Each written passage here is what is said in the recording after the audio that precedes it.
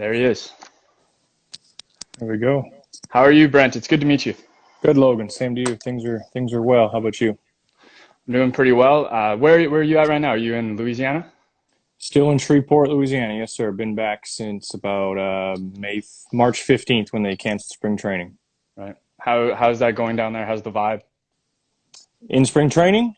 Well, in Shreveport. Oh, Shreveport. Yeah, it's going okay. I mean, the state as a whole is affected pretty hard, but we were just coming off of Mardi Gras during this whole thing. So that's down in New Orleans. Shreveport, for those who don't know, is northwest Louisiana, about 3 hours east of Dallas. So in the northwest corner, about 5 or 6 hour drive from New Orleans. So we're pretty far removed from that. So around here, seems like people are just kind of doing what they have to do, sticking to themselves and staying safe. Sounds pretty good to an extent, I suppose. So I could list off everything that you've done. I could list off your whole Shreveport resume. It's pretty long. It's pretty extensive. 15 years played, coached, managed. But why don't I go ahead and let you kind of take the wheel for that? Yeah, it's Shreveport's a second home for me. I graduated from high school in British Columbia in 2004. Came down here as a first year freshman and worked hard. Got the chance to start as a freshman and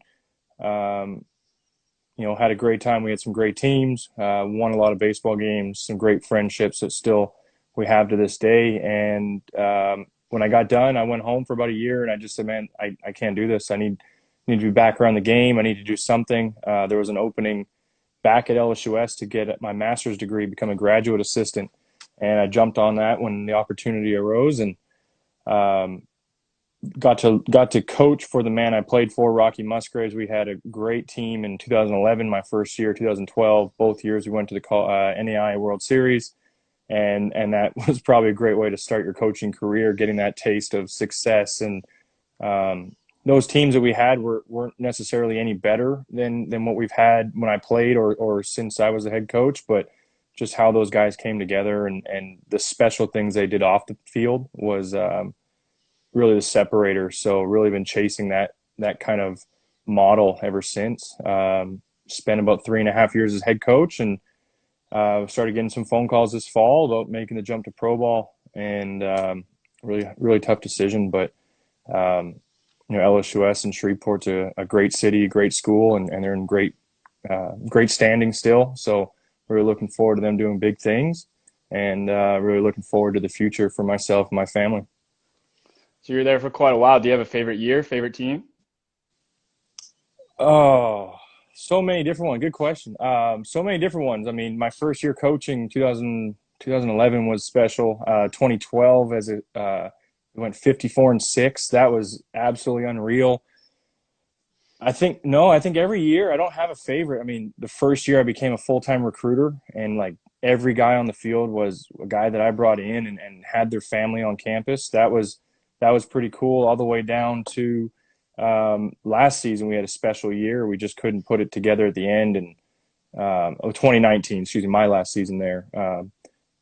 I think we had 7 season-ending injuries to pitchers, hitters, just freak things, and we had it was a tough ending to a really good season in 2019. Really good team, and then back when I played, I mean, every year was special. We had went to a regional every single year for the past 15 seasons here at LSU Shreveport. So that's a big stretch of things where you can look back and go, you don't really remember them by years. You remember them by the regional appearances and go, okay, that time at this appearance. And, we were so close or whatever happened to kind of let it slip away or to win it. So just so many good memories.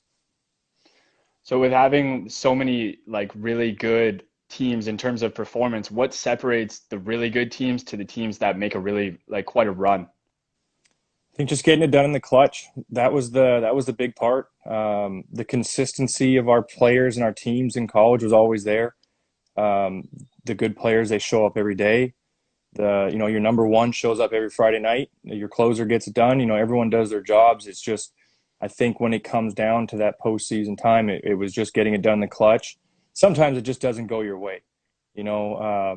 my freshman year. I remember one of our players had a bases loaded line drive that landed like 2 inches foul.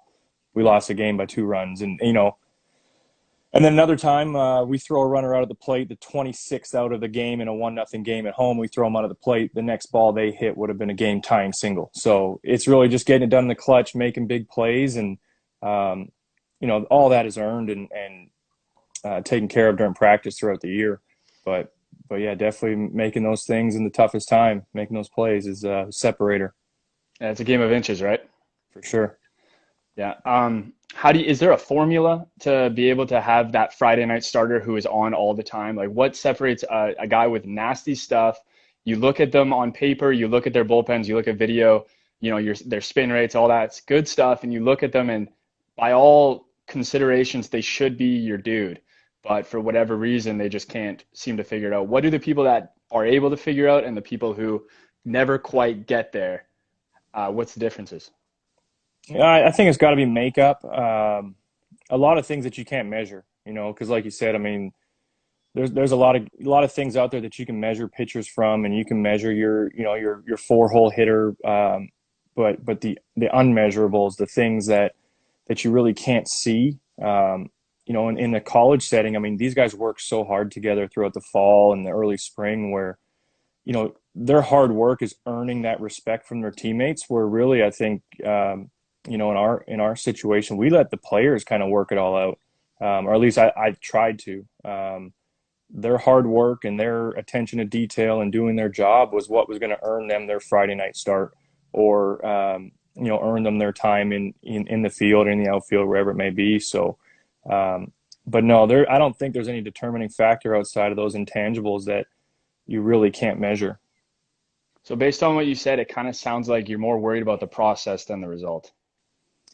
Yeah, process is huge, especially when you have the development that's needed in college. I'm finding out more in professional baseball where these guys have already nearly perfected the process, where in college it's a different thing. I mean, you need to teach these guys how to show up every day, how to learn their routine, their day in and day out work ethic. So, yeah, it is all part of the process. Something that you preach is something that people put on the back of a shirt. And, I'm not really big on those type of sayings or mottos, but if you lay out a plan I love baseball because you can lay out a 12-week or a 6-week plan, and a player can go about his business and he can take care of his process and his plan. And 6 weeks later, he's throwing harder than he did before. His breaking ball is sharper, his exit velocity is higher, whatever it may be. So just seeing these guys execute their plan is really special.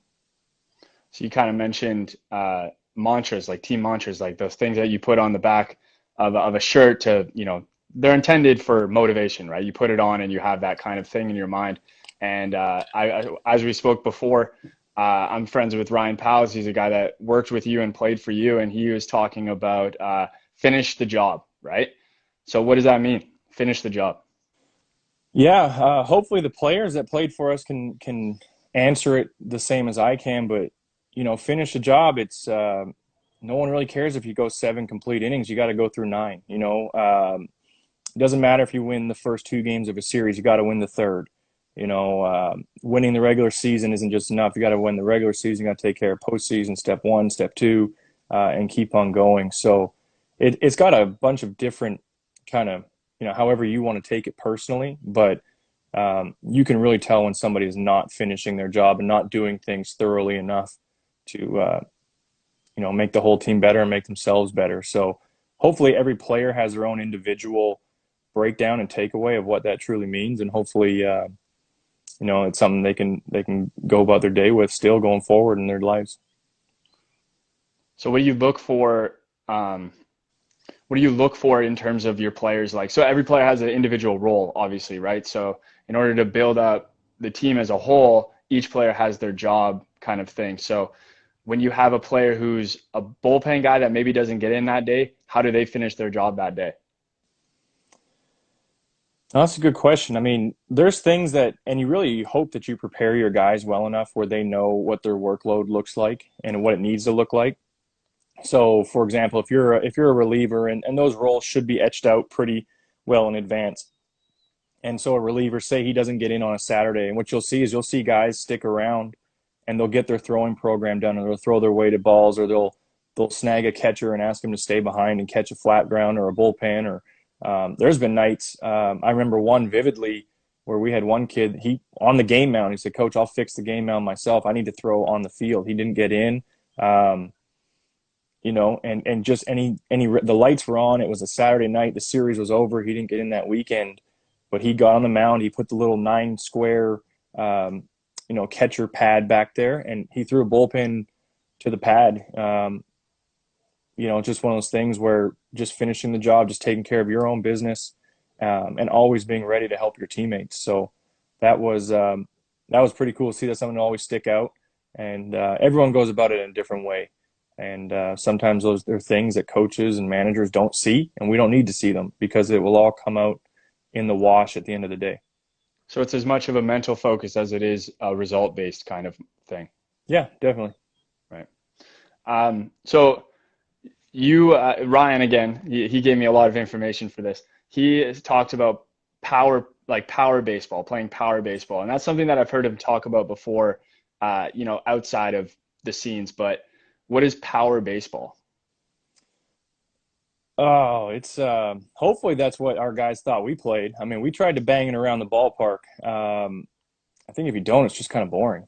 But no, we had the personnel to do so. So, right. And I think that's in college and now in professional baseball. But in college, you get to pick your players and you get to recruit them, and you get to recruit to your strengths as a coaching staff and to a ballpark. And so, I mean, we have a wonderful facility at LSUS with wonderful indoor batting cage. We had a lot of machines, hitting Rapsodo.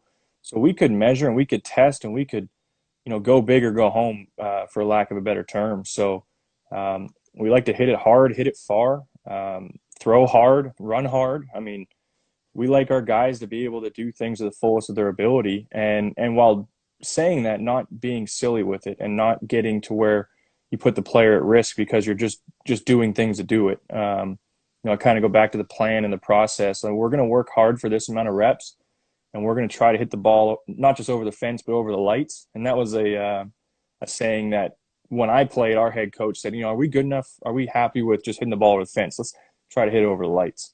And I guess when I went into coaching, it's like, well, let's hit it over the lights more. So you get to recruit good players in college, and you get to recruit the right person and the guys who like to work hard. When you're doing that, you're going to have failures, and you've got to be okay with the failures, and you've got to understand and be patient as a coach, and not jump on these guys when they do fail. And hopefully that's something that we have shown. Speaking about a guy like Ryan, who came in with very little juice, but a lot of, I think Ryan hit 400 in junior college as a sophomore down at El Paso. Came in, I don't think his average was 400, but definitely hit more doubles. His slugging percentage, OPS, was a lot higher. And I think he really enjoyed playing in our system a lot more. Do you think that system kind of frees them up to be more themselves rather than playing in more of a constricted kind of system? Yeah, if that's who they want to be. You have guys that are smaller in stature that are just a little less, a little light hitting, a little more light hitting, that run better. And, kind of those guys get to college because they know themselves. If you don't have the ability to drive the baseball out of the ballpark, you still have to find a way to get on base, and you still have to find a way to score. And when you get to us, we're going to continue to try to develop you to develop that power and to turn those singles into doubles and doubles and triples and doubles into bombs. But so our guys, we found that they come to us with a very good baseline, and they know how to play the game and they know how to do their job. But yeah, like you said, it frees them up. Like, we're going to fail. It's okay. Right now in the fall is your time to fail, and try this and try to pick up some bat speed in our bat speed program, and trust the weight room. And that's where, like I said, it frees guys up. It doesn't make them scared of failure anymore. And that's something that as a coach has been probably something that I've tried to learn the most is, how to let these guys play free of fear. And a lot of that fear comes from a head coach, or guys breathing down your necks. And I've been guilty of it, and guys I've played for have been guilty of it. But when you kind of back off and you know that their training is what they're going to resort to, um, you're going to have some really good players. And if as long as you just let them do their job. So how do you know when to kind of press the gas pedal on a player and when to let them kind of go? Oh, that's a magic potion right there. I think I still am a relatively young coach. The younger coach in me wouldn't have known that as well as I know it now. And I think in 5 years, I'll know it better than I do today. But you got to know your players. You got to know your players. You got to know what makes them tick. There are some guys where you can get on them after, the first at bat of a weekend. And there's guys when you shouldn't look at him after a strikeout because you know that he's going to interpret the way you're looking at him in a different way. And communication is huge, and that's something that I'm continuing to learn and wish I would have known more and put more importance on in years past. But what I'm telling a player and what he's understanding is usually not the same thing. So I need to make sure that what I'm telling him, he's not only hearing but understanding and be able to use it practically going forward. So I've really seen a huge correlation between the success of our players as the more that we back away during the game. I mean, I made a joke, but I think it was in 2016, me and Al Cantwell was our head coach, and we went and grabbed we had these chairs that the basketball sidelines had. It's always these big, soft leather chairs. And in baseball, down at our place, man, we had these just terrible metal chairs. You never wanted to sit on them. So everyone's always on edge. And, in baseball, you're supposed to stand. And, man, we brought those chairs in from the office, and we just kind of kicked back and watched those guys play. Yeah. And wouldn't you know it, we started playing a lot better. And you watch the big leagues. I mean, those coaches and managers are kind of just sitting back and letting those guys do their job. Now, it's a different animal, but we're not okay with failure, but we know it's going to happen. So there's just a time and a place to work on it. Yeah, you mentioned kind of like communication being extremely important, and I think you see that a lot in professional baseball right now, especially up at the top level, like guys like Aaron Boone getting hired, who are extremely good communicators. And then you also have, the same kind of conversation with newer managers like Scott Servais and even the guy for Tampa Bay. I'm completely blanking on his name. But Cash is Kevin yeah, Cash. Kevin Cash, that's right. Those guys are really good communicators, and that's it seems like more so of the newer managers being really affluent and being good communicators. Is that something that you see kind of all through the minor leagues? I think the better you communicate and the better you connect with people, the more successful you'll be, not just as a baseball coach, but just in general.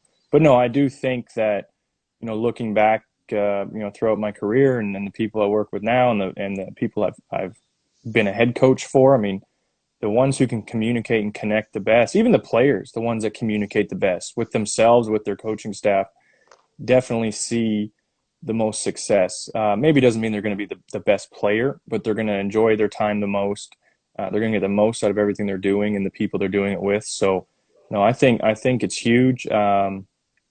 Yeah, and I think those managers you mentioned in the big leagues. I mean, those players respect them because they do speak a similar language.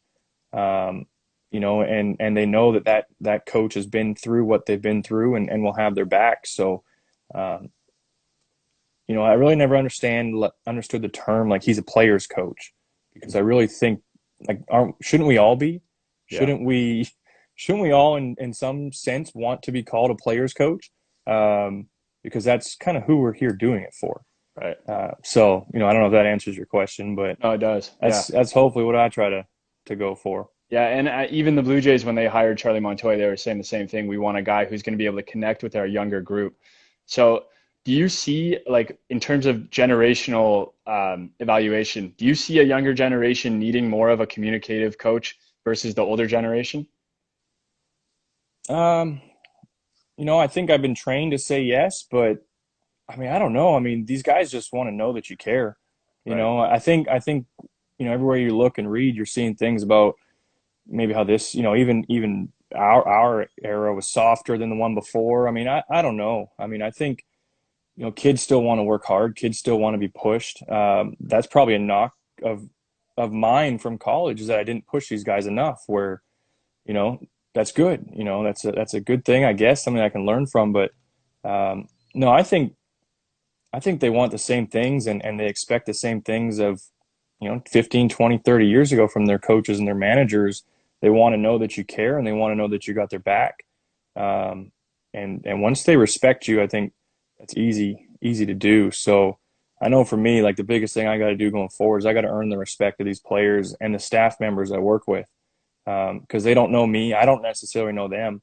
I know a lot about their stats and their numbers and, metrics and things like that, but they don't know me as a person and the things that I can help them with, and things they can help me with. So really looking forward to getting back and learning more of each of these players. So it sounds like leading by example is kind of the key thing here, is being able to lead by example, not just being someone who tells you to do something, but being able to be someone who shows and leads the way to do it. Yeah, definitely. I think everyone's looking for someone to look up to and to model themselves after, whether in a good or a bad way. Sometimes you can learn more of what not to do from somebody than when you learn what to do. So, but yeah, definitely leading by example. Never being too big to do the smallest job, no matter what your status is on a team, or what your status is within an organization. Not being too big to do the smallest thing, and I think that's when you see true success. Right. So coming into pro ball, what are some things that because this is your first season, you just started your spring training. What kind of things did you see, and what kind of things did you expect to start seeing? Well, we were about a week away from our first minor league spring training game. So we were I'm really, was disappointed that we didn't get to play. So we were there for 30 or 40 days, with some early camp stuff. So, we were really looking forward to that first game. But what was I expecting? I mean, I was expecting to see everything I saw. I mean, players that, they make it look easy. They show up every day, they get their work done, and they're pros for a reason. So that was really, really cool to see. I'll tell you what, those guys don't miss either. When it comes to hitters and every day in practice, I mean, and you expect that going from, a lower level of college to professional baseball. I mean, there's, more margin for error, but I mean, that it shrunk. That margin for error shrinks a lot when you're surrounded by professionals, and they don't miss the barrel. Pitchers don't stand the catchers up. They don't miss the catchers during sides. You'll have 10 bullpens going on at once, and you won't see catchers jumping around or balls hitting the backstop. And that was a big difference. I think I got to manage 2 warm-up games against Team Canada before real spring training started in the games. And I think it's one thing I mentioned was that, like, I don't think I saw the catcher stand up once in 18 innings. The pitchers are just bang on, and the hitters don't miss. So that was what I was expecting to see, and it definitely came to fruition. And I just, would have been nice to get that group that I was working with on the field together to see what they do in a game. Yeah. For the Blue Jays fans out there, are there any kids that are not the obvious picks, but the ones that you were kind of looking at and going, wow, this kid's going to be legit? Shoot, there's a lot. I don't know who the obvious ones are. I'm still learning a lot of names, but Yeah. and I didn't get to see many of the pitchers early. I know from the hitting side, there's a lot of really talented infielders. I'm not sure where they end up going. That's not my call, whether they were in Vancouver last year or were going to be this year. You have a really, really strong infield group. Orelvis Martinez, Leo Jimenez, Tanner Morris, I think, was in Vancouver last year. I think he put up some good numbers. Good to see where all those guys go. Those are just to name 3 that were in our camp at spring training. Desan Brown, a Canadian who was drafted last year in the 3rd round, I think. Yeah. I mean, that kid's going to be special. He's going to be real special. There's just a lot of really good, young, talented players. They've got some really good catching. I think Gabriel Moreno, I don't know where he's going to be slotted this year, but I've heard some really good things about him. Got to see him catch and hit a little bit, and it's pretty special. So, yeah, Blue Jays fans should be happy with what they got coming up. So the Canadians and the Northwest League in general is usually fairly young guys, like 20 to 21, 22. A lot of them come straight from college in those long seasons. How much do you think being in the college game for the last 15 years will help you in terms of accessing like the mind states of these kids coming into professional baseball straight from a college season? Those kids are essentially still college athletes. They're just being given permission to continue playing. Right. Yeah, I think it's probably one of the reasons why I got assigned that job. And just knowing what they've been through is a big thing, and knowing what they're used to. And college coaches are a different breed, or they're wired a little different than the pro coaches that they normally have. So kind of I might be a little bit of a buffer between the man they just played for in college and then the next level they go to next year after Vancouver. So, but just teaching them how to be a pro. And from what I've heard in the past is you get those college kids, and I think rightfully so. I probably would have done this myself, but you get drafted, you get signed, you go to Vancouver, and you've never played that many games in a row. You never played every night, you never traveled as extensively, and players just don't know how to handle their workload that much. So that's probably where we would be their biggest help as a coaching staff, is really helping them monitor their workload. A lot of these college players that get drafted now are coming out of a college summer league, like a Cape Cod or name your league. So in those leagues, they do get that taste of traveling and playing every single night. So I think they're more and more in tune with what they're getting into. But no, you're right. It's a huge change, and I think that might be a reason where, why I got assigned to that spot. Okay. I want to backtrack a little bit. You talked about players being not afraid to fail and being okay with failing in practice, and then to try to take care of that later on at 7 o'clock. So you don't have like the fall, right? I guess you have spring training, but in pro ball, when are you to encourage players to fail? Like if it's June or July mid-season and players are struggling, are you able to kind of maintain that, okay, go fail, it's okay, to have that 7 o'clock success? Yeah, I think, you get 5 at bats a game if you're a starter, 4 to 5. So defining, what is success? I think that's where, I would start with a lot of these guys is, what do they define as a successful at bat? Because it's not always a hit.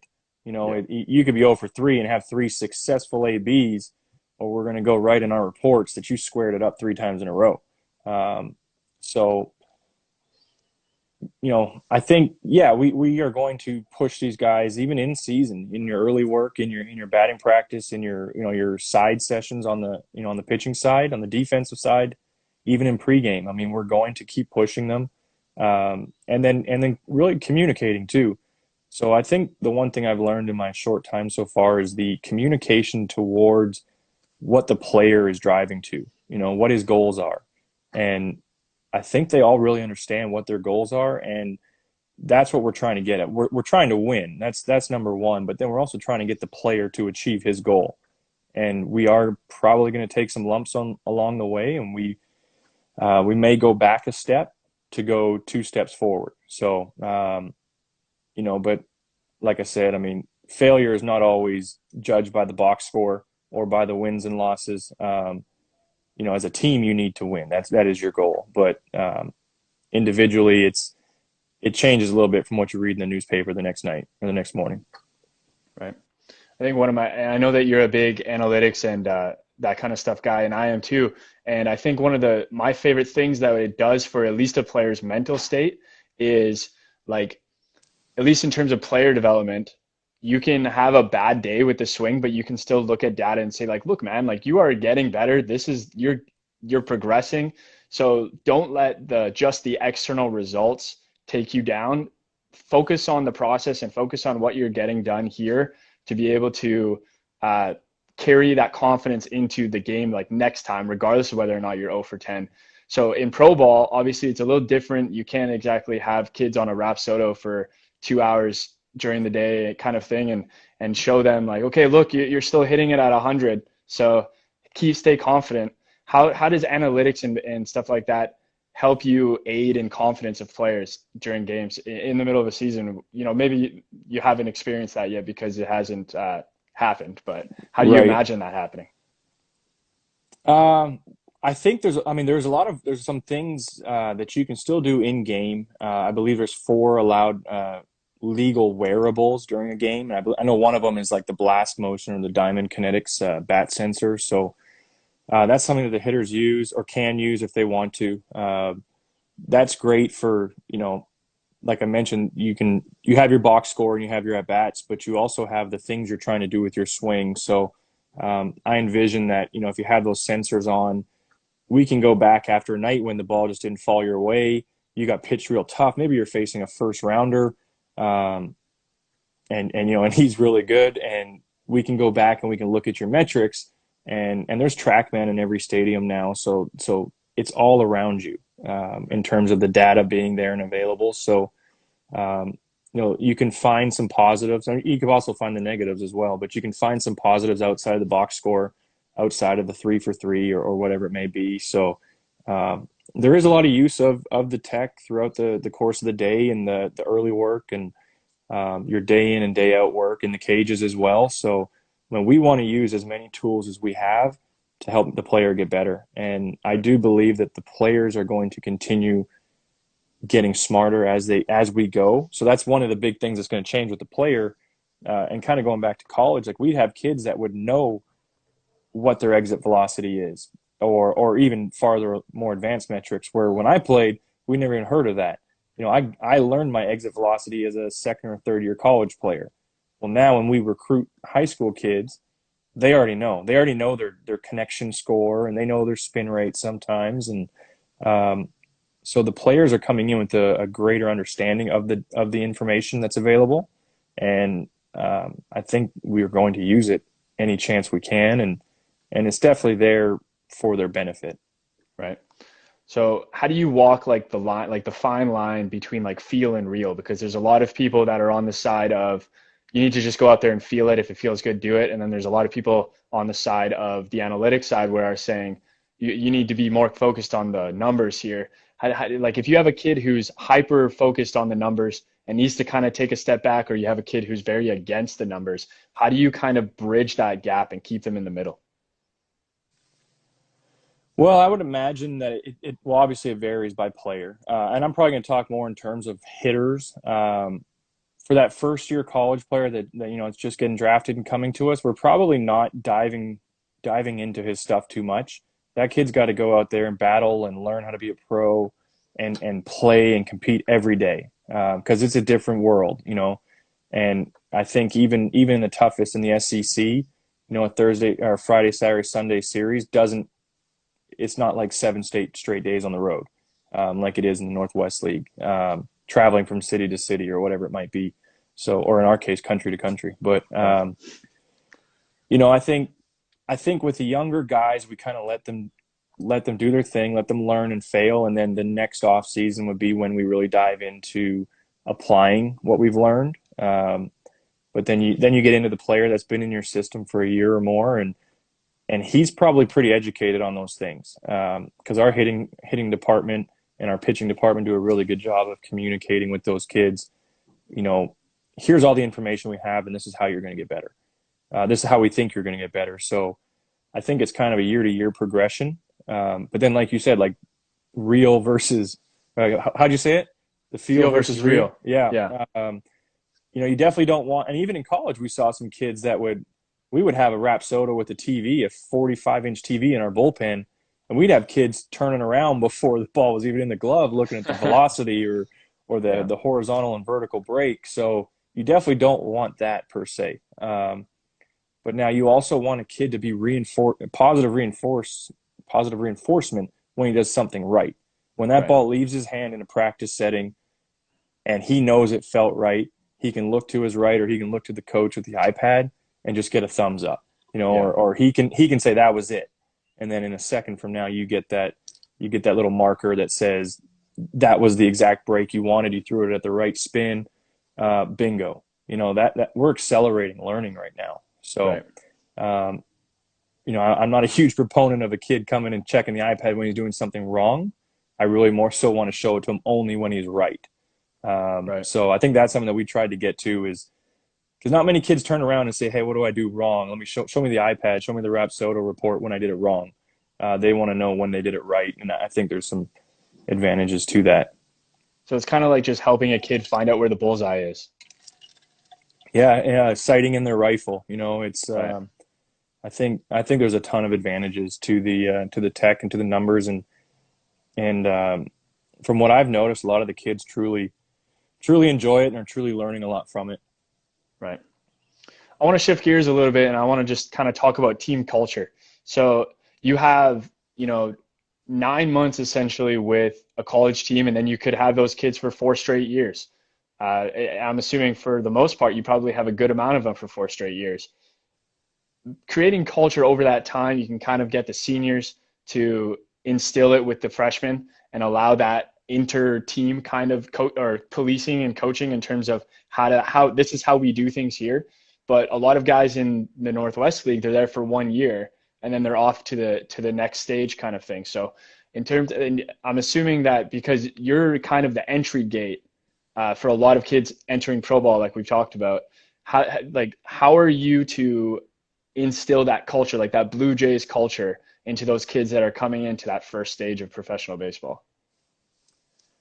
Yeah, I think we touched on it earlier, but I think it's your actions. It's your actions and it's how you go about your daily business with, your interactions with them as well. It's how they see you interact with your staff and the staff interaction. Because if you're not all on the same page, players see that and they sniff it out. And if the coaching staff isn't aligned, then the players are going to feel that or know that. But for the most part, I mean, everything I've seen, the Blue Jays do a great job of instilling. Now, for the first time pro, it's a little different because, like you said, he's coming straight from college or from high school. But for those guys that are returning, I mean, they know the culture. They set it and they run it themselves, and that's really what you're chasing. So, I am interested to see and learn really quickly what it's like for the guys who have been in the organization for a year compared to the new draftees. And I think in college you get it. You get that winter transfer sometimes. And, I think every year we'd grab like one guy at break, to fill a need that we had. And I don't ever recall having like the sit down meeting with that young man and saying, hey, these are our rules or these are our guidelines. I believe I always left that up to the team. And I think, I don't know if that was by design or just by how fast the college season comes in the spring, but the culture of your team, it may come from the head coach and the coaching staff down, but the players are the ones that make that thing come alive. And they're truly the ones that set your team culture and your locker room culture. So as a coach and as a staff, we can tell them what we want, but if the team doesn't believe in it and kind of echo it back up the chain, then I think you're missing the boat. So I think, I don't know if this was your question or not, but the returning guys or the guys who have been in the organization are going to be huge to showing the new draftees and the new signees, this is the Blue Jay way. This is the culture. You show up with your, if there's a dress code, you show up in your dress code, whatever it may be. And then whatever your rules and your standards are, not just the head coach or the manager, keeps people accountable. I think everyone needs to. If you have a no phone rule, your strength and conditioning guy needs to hold the players accountable to that as well. And that's when you get that true thing. And then the players need to hold each other accountable to it as well. So once you have that, you have something pretty special. We're kind of talking about a buy-in here. Definitely. And Right. I think the more you talk about buy-in, the less you get. It's kind of one of those things where I don't honestly, I don't like talking about culture, about our culture. I think it's kind of crammed down people's, throats sometimes. And if you have to force someone to buying in, that's not buy-in. Right. That's not what you're chasing. So you want it to happen organically and you want it to happen on its own. And there's things as a manager or as a person on staff that can make it happen faster. And those are the things that you learn from year to year. I told one of my guys, and I saw some of our old college players pop up on this thing at the bottom, but here's a little story. I don't know if it's a story. I'd always look forward to the first time a piece of equipment would get left on a bus or would get left in a dugout at the end of the game. because that was my chance to show them I'm not too big to carry this. I'm not too big to pick up the balls or like I'm a big boy. I can carry the helmets. Someone forgot. Whereas I'm sure we've all looked across the field one day and seen another coach just completely tearing his team apart and running them because someone left the helmets. Now, maybe honest mistake, maybe disrespect, maybe whatever, but I'm going to give them one chance. And during that one chance, I'm going to take that chance and I'm going to show them that I can do this. I will, I'll pick you up this time. And then guess what? They're going to pick me up one other time when I leave my duffel bag in the dugout or whatever. And so I think that's where you get some buy-in, you build some culture, is through your actions and your day-to-day consistency. Yeah. I mean, I've been on those teams. We've seen them, unfortunately too many of us have, and I'm lucky to not have been on many. But, for guys, I think we've all at least looked across the field and seen teams just getting ripped apart by a coach for, no one's out here trying to lose or trying to play poorly. And there is a time and a place for reprimand and for, the kind of the nuts and guts kind of thing. But, let's help these guys enjoy what they're doing every day and help them be successful rather than hinder them. Right. So from the beginning, you finish your playing career and you get into coaching right away. And that's about 10 years ago, right? Where you got into coaching? Yes. 2009 would have been my last year of playing. So 11 years now, 11 seasons. Right. So how do you I know for me, I've been coaching for about 3 years and I learned something almost every single day. And it kind of teaches me to reflect on what I'm doing every single day as well. Like if I'm learning something new, then obviously I'm doing at least some little thing wrong kind of thing. So how can I help correct that wrong thing? How have you, over that time, kind of troubleshooted things that work, things that don't work for coaches out there right now who are trying to learn how to be a coach? I'm one of them. How do you kind of advise them to continue growing and never get to that point where I know everything? Yeah, hopefully none of us ever get to that point because we absolutely do not. I think being prepared for what is coming. So, as a coach or a head coach, being prepared for every aspect allows you to find more time to grow. I don't know if that makes sense how I said that, but the more you can be on top of the things that are going to be approaching you, whether it's, if you go down to college when you're the travel agent, you're the rooming assigner, you're making the game moves and everything, prepare as much as you can so you have downtime to find those areas to learn, opposed to being kind of playing from behind and procrastinating and being so caught up in doing your day-to-day that you can't see the things you need to learn from. I know for myself, when it comes to learning as a college coach, I loved recruiting for myself. And, usually the assistant coach is the head recruiter, and then the graduate assistant as well. As a head coach, I loved it because I became a head coach at 29. I didn't have many mentors left, I guess. All my mentors moved away, started coaching somewhere else, and I wasn't really around them.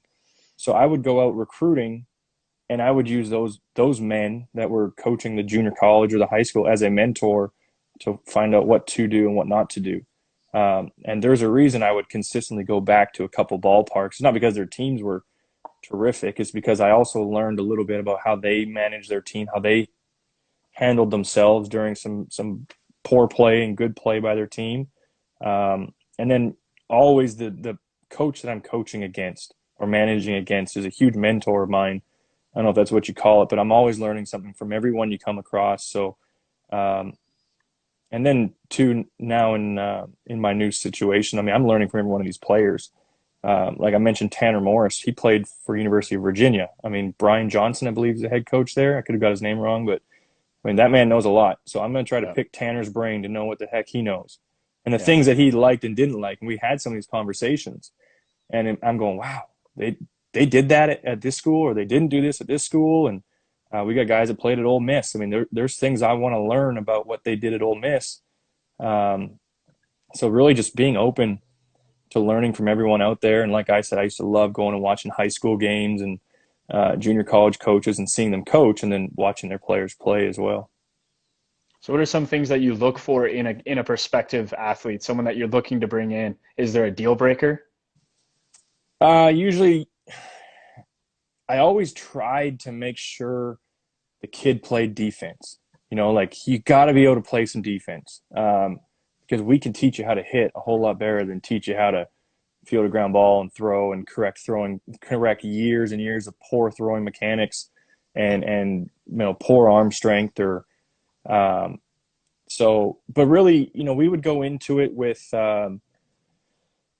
pretty open mind, knowing what we needed. We never really tried to overload our roster where we had just, guys fearful for their jobs every day, like some programs did. So when we go to a ballpark, we'd know, hey, we're looking for a starting pitcher, a left-handed hitting first baseman, and a shortstop, a young shortstop, and then throughout the course of the day, you watch it. And what obviously, like we've all been taught, hustle and hard play and grittiness will jump off the page at you. So those are definitely things that, regardless of height, regardless of stature or arm strength, grit and hustle always shows up. So those are things that you see. You may not be actively looking for a left fielder, but you see this kid just playing harder than anyone, and you go, I want that young man. So that's really it. We went into a lot of the ballparks knowing exactly what we were looking for, and being pretty well prepared at any time when we would go to a ballpark to know who we were looking at as well. Right. So we're getting kind of close to wrapping up here, and I have a couple questions that I always ask people. Number one, what advice do you have for a kid out there who wants to have a career in professional baseball, whether that be a player or a coach, if playing doesn't work out, because playing is always our first option, right? Yeah. But what advice do you have for, a 16-year-old, 17-year-old kid right now that wants to kind of do what you're doing? For the playing side, I mean, get out there and work. Get out there and work. I don't think there's any excuses anymore for going, I didn't have a strength coach. I didn't have the equipment. There is so many resources out there. All you have to do is look and make sure that what you're looking at is a verifiable source.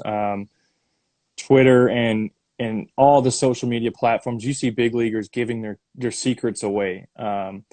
So get out there and work. Don't be scared to work. You will never work too hard and regret it.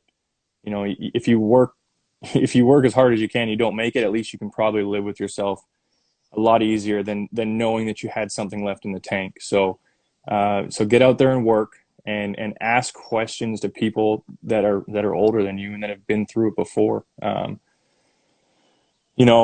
as a player, that'd be it. And not many people get drafted from sitting on a bench. So kind of go back to the college coach in me, like somewhere where you can get on the field, go somewhere where you can play and develop and get seen, because no one's getting seen or drafted throwing the seventh inning of a mop-up game. I mean, the scouts aren't sticking around. So if you want to play pro ball, get to somewhere where you're pitching on Friday nights and where you're going to log a bunch of innings. And unfortunately, you got to throw hard too.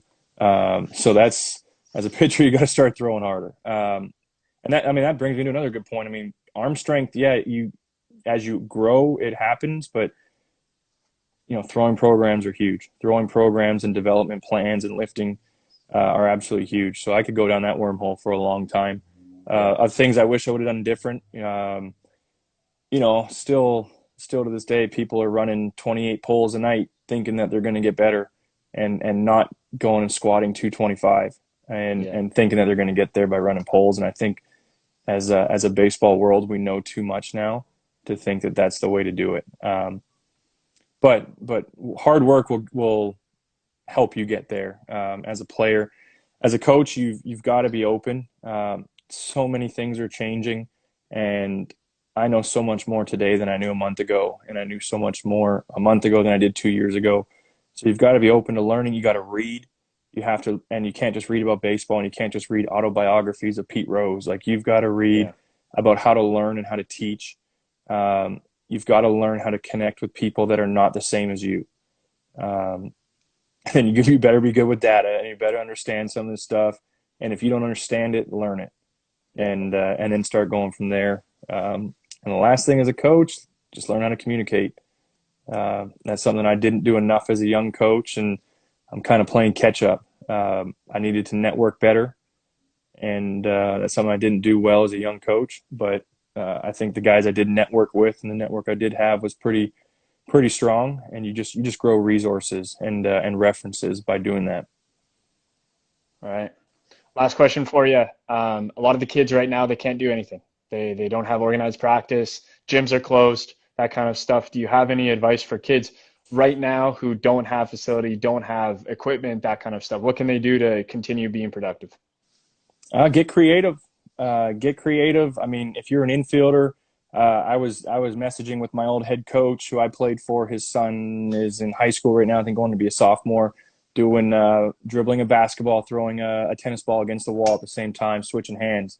I mean, we all have something we can do that with. I have right here a weighted bat that I made. I don't know if my little brother Reed's watching, but this is his old professional bat. This has got 60 something pennies taped to the end of it. We've sent that picture out of how to make that to some of our players that are stuck, our pro guys that are, none of you are too good to put 68 pennies on the end of a baseball bat and try to get a little overload training in. Get creative. It's awesome. You look at once again, I go back to social media. I mean, there's people out there sharing their secrets about what they're doing. But if you have a goal in mind, do everything you can to achieve it and go chase that right now. All right. We got about 5 minutes left. Schaefer told me a story, or he told me about a story that has to do with a foul ball and a Diet Coke. And he said, I need to hear the story. Can you tell it in 5 minutes? Yeah, I think so. So I think what he's referencing is Mike Kelly. Big Mike used to be one of the assistant coaches for or manager for the North Delta Blue Jays. And if you played in the PBL, you know who Mike is. And he's still at every Canadians game, and he's very big involved in baseball BC. But Mike would sit in his chair inside the gates, around just beyond the third coach's box, and he'd just chirp you all day long, your own team. And I think this happened the year I came back from college, or it might have been my high school grade 12 year. And Mike was just chirping at you, and it's all in good fun until you're 0 for 3 with 3 Ks, and he's telling you how bad you are. And I don't know if Shafe was pitching or who was pitching, and I think I might have hit the ball.